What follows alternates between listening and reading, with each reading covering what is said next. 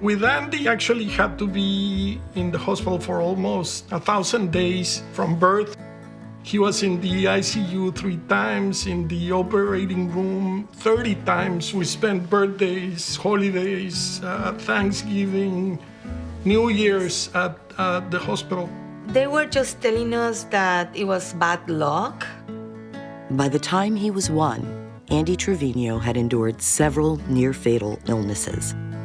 The mystery of why he got sick would take his family from Mexico City to Boston Children's Hospital, where they finally got an answer.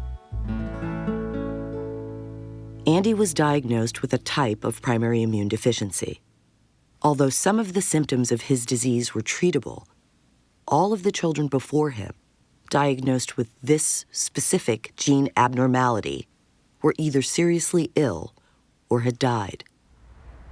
Andy kept having some infections, and it was in one of those hospitalizations when one of the doctors told us, "Hey, have you been in touch with Vicki and Fred Modell?" And they were actually gonna be there at Boston Children's that weekend. It was gonna be a family event at the hospital.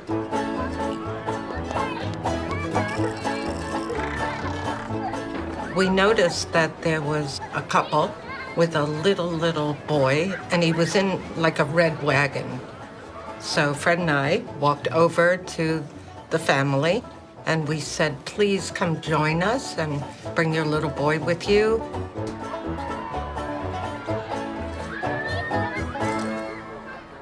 I was so surprised to see these healthy, happy kids playing outside, and I just couldn't believe that they had a primary immune deficiency, and my son was the only one that looked sick. Andy was very, very ill, and so their lives were really turned upside down.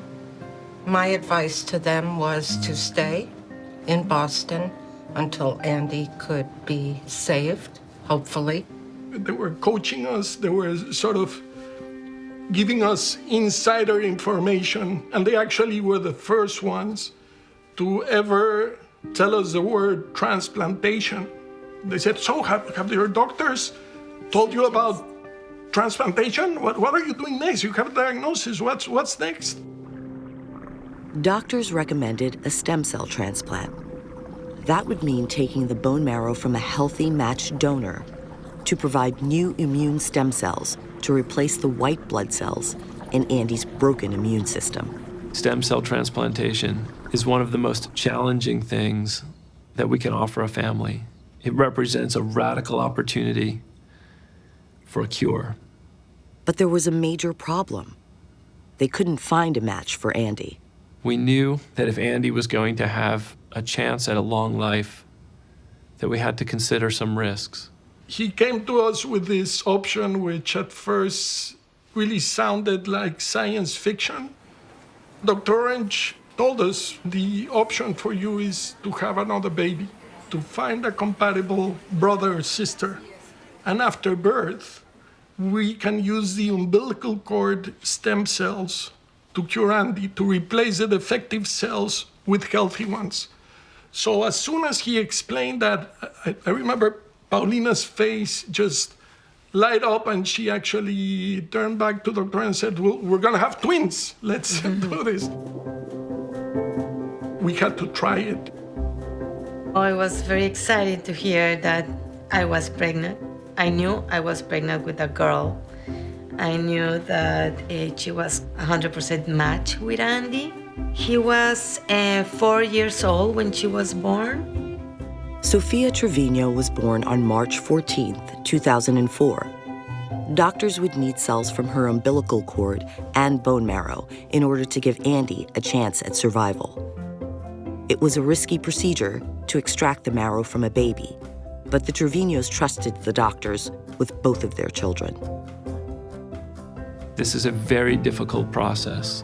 The entirety of the broken immune system is wiped out. Transplant is a very difficult procedure because you're replacing the defective cells with new ones. It involves chemotherapy. You are just waiting, every day they will come to the room and draw blood. He was in a very dangerous situation. It's not a easy, fast race. It's a marathon. It takes time.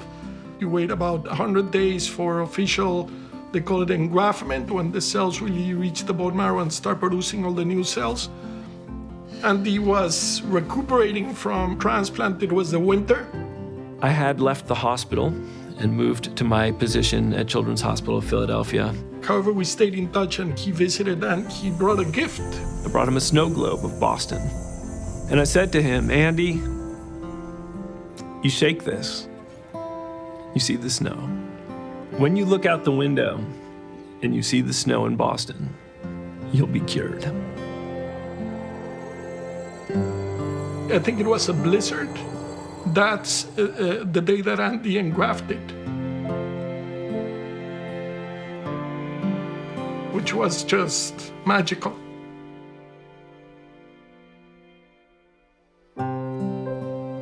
The journeys that you embark upon on patients with primary immunodeficiency are lifelong.